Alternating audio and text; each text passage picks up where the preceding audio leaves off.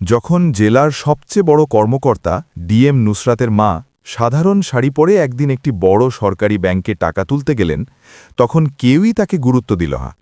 সাধারণ পোশাক দেখে সবাই তাকে ভিখারি ভেবে অপমান করতে লাগল। কেউ কল্পনাও করতে পারেনি এই সাধারণ মহিলাই আসলে জেলার ডিএম ম্যাডামের মা। ধীরে ধীরে তিনি কাউন্টারের দিকে এগিয়ে গেলেন। সেখানে নিরাপত্তা প্রহরী কল্পনা বসেছিল। বৃদ্ধা মহিলা নম্রভাবে বললেন, বেটি, আমাকে কিছু টাকা তুলতে হবে, এই যে চেক। কিন্তু কল্পনা চেক না দেখেই রেগে উঠে বলল, তোমার এত সাহস হলো কি করে এখানে আসার? এটা বড় লোকের ব্যাংক, তোমার মতো লোকদের জন্য নয়।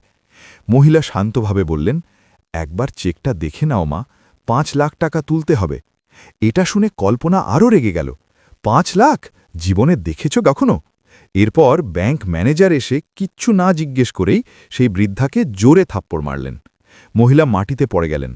তারপর তাকে ধাক্কা দিয়ে ব্যাংক থেকে বের করে দেওয়া হলো। সবাই চুপচাপ দেখছিল, কেউ এগিয়ে আসেনি। কিন্তু কেউ জানত না এই পুরো ঘটনাটা সিসিটিভিতে রেকর্ড হচ্ছে। সেদিন বাড়ি ফিরে তিনি কাঁদতে কাঁদতে সব কথা তার মেয়ে নুসরাতকে বললেন। সব শুনে নুসরাতের চোখে আগুন জ্বলে উঠল। তিনি বললেন, মা, কাল আমি নিজে যাব তোমার সাথে।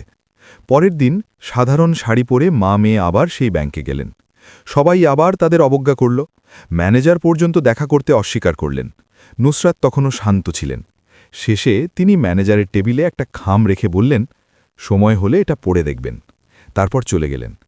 পরের দিন পুরো ব্যাংক হঠাৎ থমকে গেল, কারণ সেই একই মহিলা আবার এসেছেন, কিন্তু এবার তার সঙ্গে একজন উচ্চপদস্থ অফিসার।